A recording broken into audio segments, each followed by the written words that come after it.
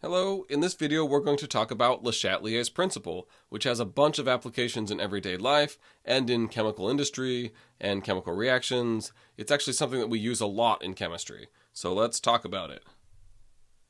So the idea here is that if you have a system at equilibrium and then you subject it to a stress, so you do something to it, it will tend to react in a way that counteracts that stress. It tries to undo the stress.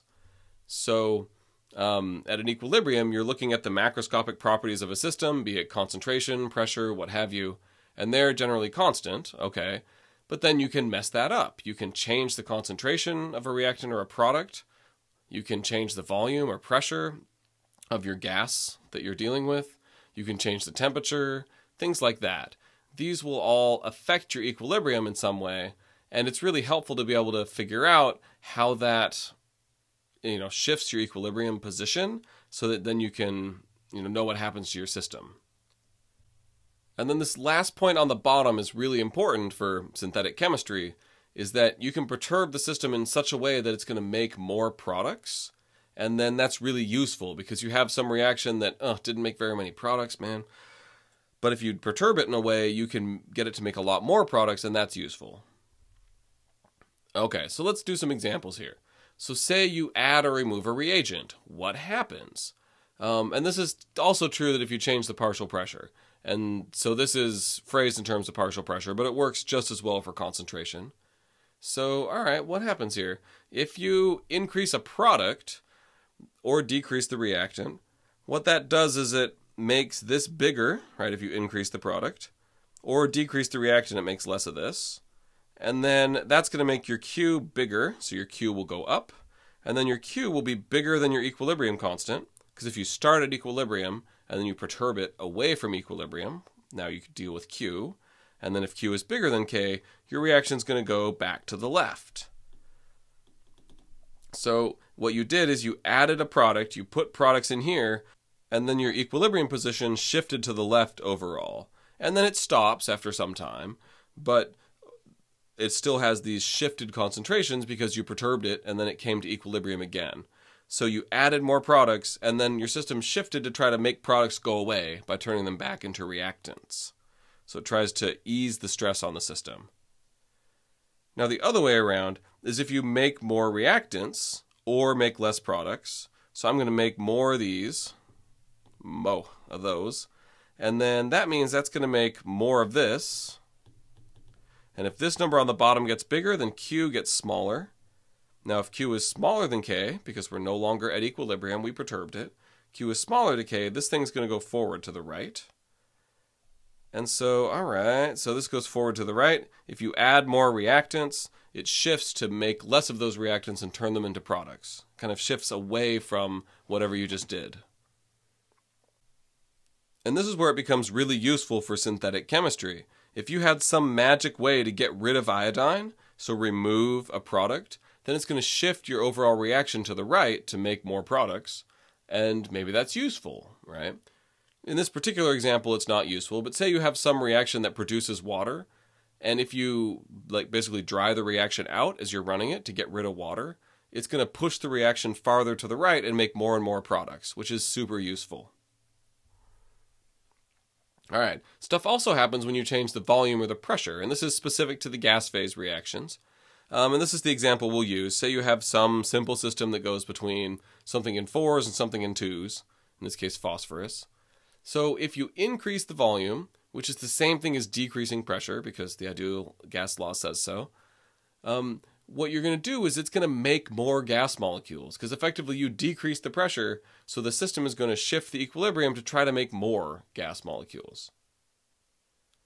The other way around, right, if you decrease the volume or increase the pressure, well, now your system's going to try to make fewer gas molecules to lower the pressure a little bit, if it has that option, right? And so the reason it does this is because of Q and how it relates to K, right? So the pressure of the product here is squared in the numerator. So if you increase the pressure, well, that's going to increase the partial pressure of both of these, but it's going to affect your number on top much more because it gives you the square of that change. So then it'll make this bigger. You're going to make Q bigger if you increase the pressure. And all right, Q bigger than K, that means you're going to push your reaction back to the left. And if you push this reaction to the left, then you're taking more gas molecules and turning them into less gas molecules to try to overall decrease the pressure slightly. And it'll do this until it hits equilibrium. Okay, the next thing to talk about is what you do with heat. So we've talked previously in the first semester of Gen Chem about endothermic and exothermic reactions. If you have an endothermic reaction, it means it absorbs heat. Heat goes in. And you can think of heat like a reactant. Now, we don't normally do that. I mean, sometimes we do, but normally we just give you a delta H, right? So if your reaction is endothermic, it means you have a positive delta H. If you have an exothermic reaction, it means your delta H is negative. And you can think of heat like it's a product. It gives off heat. Heat out is exothermic. It exits. And you have a negative delta H. Okay, so now thinking of it this way, when we can use heat as a reactant or a product per se, then you can just use the same logic you had before, is that if you increase the temperature, you're effectively adding more heat. And so for an endothermic reaction, you increase the temperature, well, you're increasing a reactant, so it's going to shift this thing forward towards products to kind of undo that change. With an exothermic reaction, if you increase the temperature, you're adding more product, and it's going to shift it back to the left. Now, the other way around, if you decrease the temperature, you're effectively removing heat. And so with an endothermic reaction, if you remove the heat out, then it's going to shift the reaction to the left in order to try to counteract that to make more reactants. And then with an exothermic reaction, if you remove the heat out, it's going to push this forward to try to compensate for that. So the same kind of logic that's applied with thinking about concentrations. And it makes perfect sense once you dig into the background of why it works, but we're not going to go there. So here's a fun little example of this. This equilibrium between NO2 and N2O4, which we use as kind of an example a lot because they're different colors and it's simple and all that. So the NO2 is brown. It's one of the components in smog that's kind of nasty. And then on the right, the N2O4 is pretty much colorless.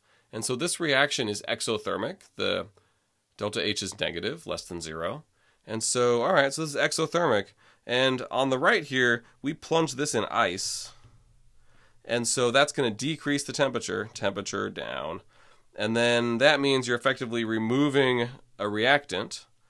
And then you're going to shift this equilibrium to the right. So you're going to make less NO2, and there's more N2O4 here, which is overall less color.